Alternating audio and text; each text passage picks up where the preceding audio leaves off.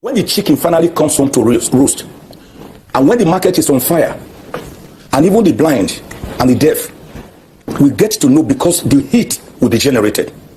I wasn't just at the 2014 National Conference, without respect, without humility. I was at the 2005 National Political Reform Conference. I was at the 1999 Vision 2020 Conference. And I was at the 2014 National Conference, where all these issues concerning restructuring, devolution of power, through fiscal federalism, continue to come up again and again like a recurring decimal. But each time we did a good job, like during the 2014 National Conference, when the best first 11 of Nigeria, that one person who used to be secretary to the government of the federation called boys, he said it was giving jobs to the boys.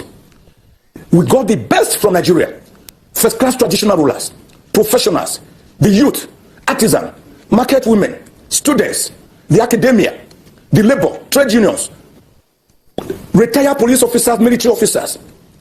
In fact, the who is who in Nigeria. They were at that conference.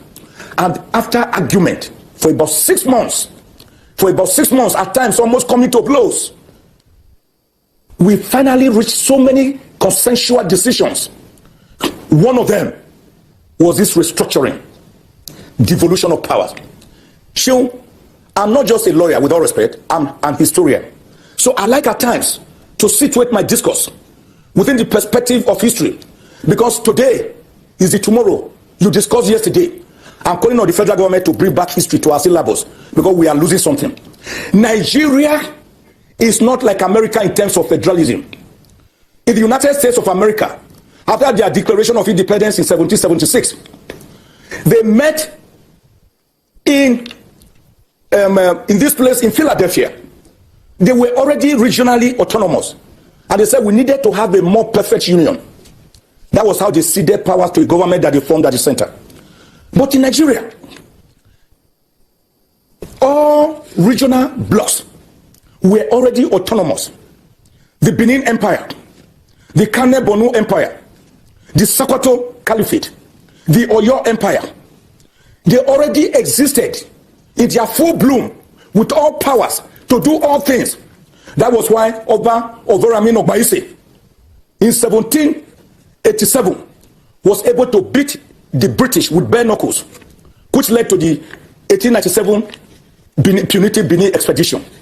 But somehow, Lord Lugard, on the 1st of January 1914, after he married a young lady called Flora Shaw, who actually gave Nigeria her name in an 1897 article she wrote in the London Financial Times. After Niger area, she later married Lord Lugard, who was then the governor of northern Nigeria. And Lord Lugard decided to calibrate and collapse the southern protectorate, which had already merged with the Lagos colony, with the northern protectorate to form the Federal Republic of Nigeria. Since then, there have been these combustive implosions.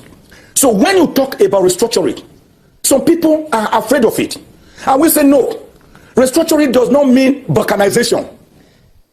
It's not Southern and it's not Southern Sudan and Sudan. Okay. Afro, Indian, Pakistan, Afghanistan.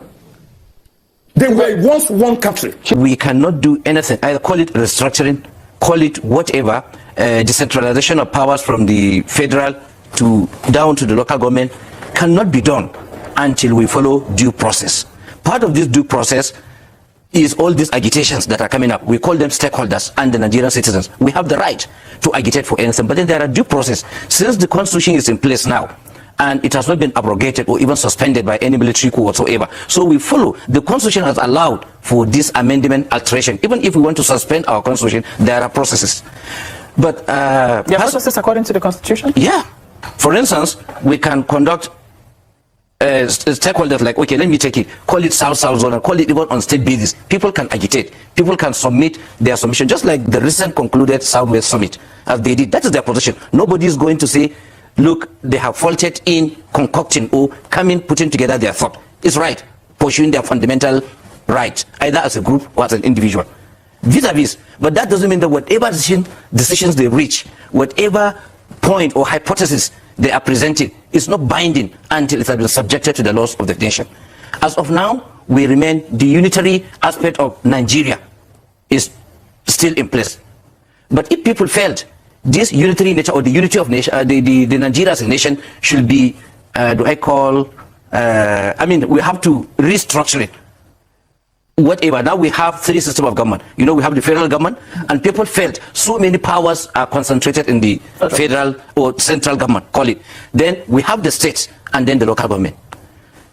Presently, the National Assembly is equally disturbed that there has never been this proper separation of roles as far as these 3 levels of government is concerned. I can't call it but levels.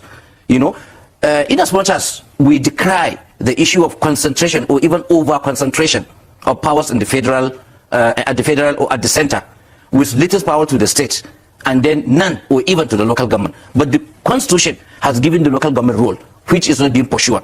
One part of the reason is that if we can limit ourselves even to the present law as it is, every level of government will play its role. But we are not even conducting the governance pursuant to our constitution. That is one.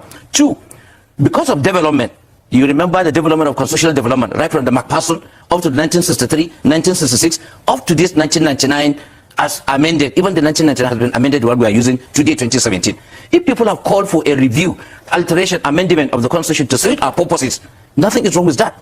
So to me, rather than, I really agree totally that Nigeria has to be restructured vis-a-vis the modern challenges if we really want to live at this jet age, not even computer age. At this age, in Nigeria have to wake up to the realms of realities.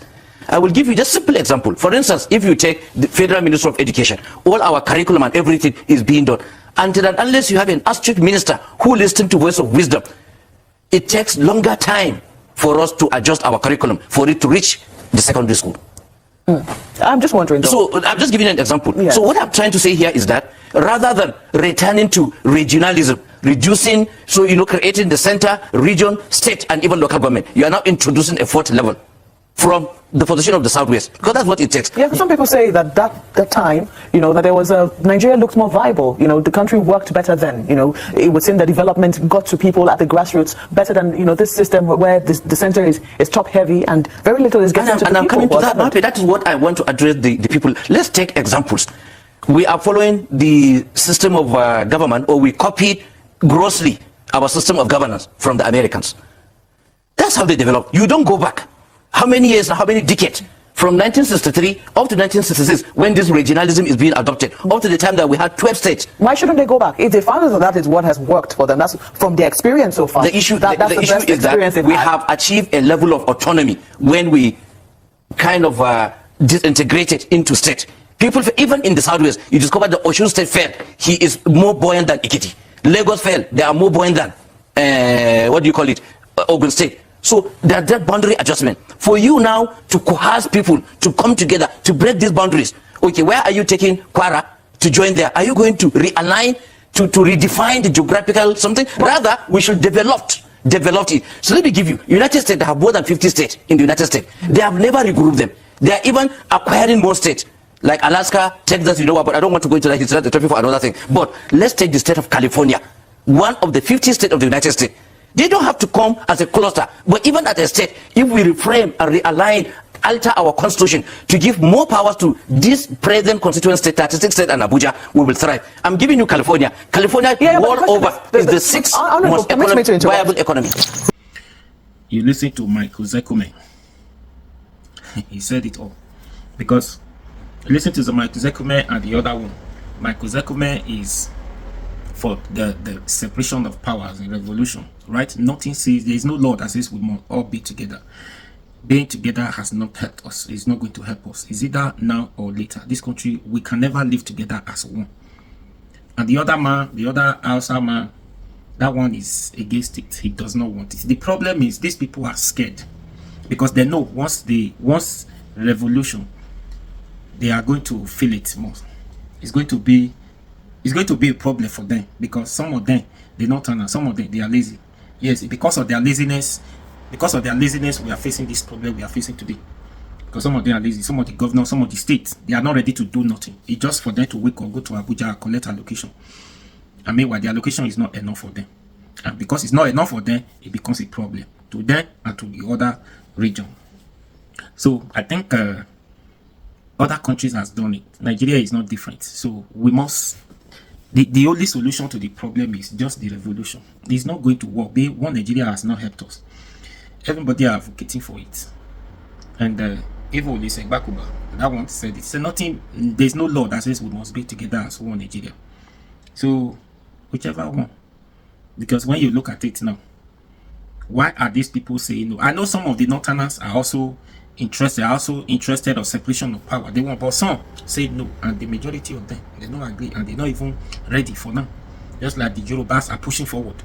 They say want to have Yoruba nation. So may every region go and develop their region. May every region, I mean, not even region. Yes, no, in fact, not even return the country back to regional system of government again like before. No, they just separation of power. Let all have a three countries rather. So I think that will be the solution now or later. It could take time, but that will be the solution. Anyways, Mike Zekome has said it all. But what do you think? Today now, insecurity is the order of the day. It's spread across all the regions. Before, only one region. But now, it has spread across all the regions. So, we are watching.